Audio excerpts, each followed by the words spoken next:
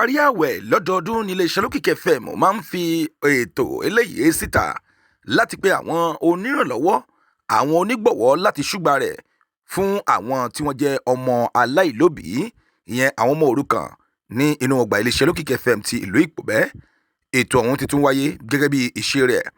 Alákòóso fún iléeṣẹ́ náà, Olóyè Zanu Daniel àti gbogbo àwọn ikọ̀ tó ń ṣe ètò ẹmúsàrè tí wọ́n sì ń darí ètò ààwẹ̀ ní iléeṣẹ́ yìí ló péjú pésẹ̀ láti ṣe ètò ọ̀hún bí ìṣe wọn. Lásìkò tó ń sọ̀rọ̀, Olóyè Zanu Daniel ṣe àlàyé nípa ti ìṣíde ètò náà wípé kì í ṣe agbára iléeṣẹ́ Olókìkí FM nìkan lètò yìí fi wáyé bí kò bá ṣe àtìlẹ́yìn àwọn tí wọ́n jẹ́ ará ìlú tí wọ́n ṣe onígbọ̀wọ́ lórí ìkànnì náà.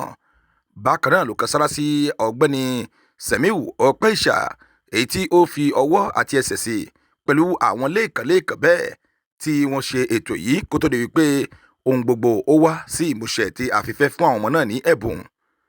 Ẹgbàláyé ìṣíde eléyìí tí Olóyè Zanu Daniel ọ̀gá àgbà iléeṣẹ́ Olókìkí FM tí ó ṣe lásìkò tí ètò náà tó ń wáyé. A sì dúpẹ́ lọ́wọ́ gbogbo àwọn onígbọ̀wọ́ tó ràn wá lọ́wọ́ lásìkò àwẹ̀ yìí láti rántí àwọn ọmọ òrukàn kí Ọlọ́run bùkún fún wọn, kó fu ọ̀pọ̀lọpọ̀ oore fún wọn.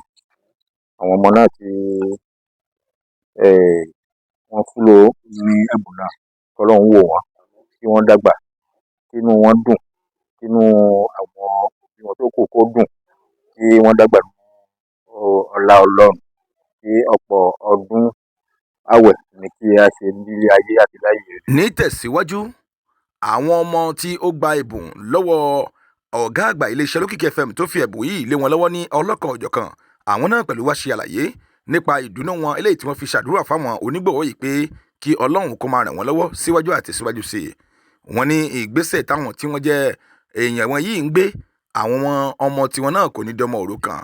Ẹgbàláyé tó kàn nínú wọn tí ó ṣe lẹ́nu ọ̀pá gbohùngbohùn iléeṣẹ́ Osolo TV. Àdúpẹ́ lọ́wọ́ f'Ọlọ́run ṣe kínní yìí. Ọdún yìí ń bọ̀, èmi náà jù bẹ́ẹ̀. Owó náà máa pọ̀ sí fún yín. Àwọn òbí tó tẹ̀lé ọmọ yìí wá sí iléeṣẹ́ Olókìkí FM, àwọn náà pẹ̀lú wá sọ̀rọ̀ níbi tí wọ́n ti ń fi gbólóhùn ọpẹ́ ṣọwọ́ sí àwọn onígbọ̀wọ́ àti iléeṣẹ́ Olókìkí FM tó ronú láti gbétò yìí kalẹ̀. Mọ̀súrù Sálímọ́tù láti Kétu. Àdúpẹ́ lọ́wọ́ gbogbo ọdún yóò ṣe ìrànlọ́wọ́ fún ọmọ aláìlóbìí. Èèyàn ṣe ìrànlọ́wọ́, ọwọ́ a máa lọ lókè, àṣìwọ̀n a máa bò. Omili ìrẹ́nà àbòkùn. Àdúpẹ́ lọ́wọ́ fún ìrànlọ́wọ́ iléeṣẹ́ Olókìkí fún oore yẹn ṣe fún ọmọdé wọn aláìlóbìí wọn. Fún Ọlọ́run kó mọ fún wọn ní agbára lọ́pọ̀lọpọ̀. Kásùmù Ìṣọ̀lá ló ti ń jábọ̀ ìròyìn fún iléeṣẹ́ Osolo TV. Ẹni tó gba àwòrán sílẹ̀ ní Abdulateef Kọ̀wíù tí gbogbo èèyàn mọ̀ sí Efolo. Ẹ máa bá wa bọ̀ lórí ìkànnì iléeṣẹ́ Osolo TV yìí, ẹ sì máa ríran wò sí i. Osolo TV, ìmọ́lẹ̀ gbogbo ọmọ Ànàgó.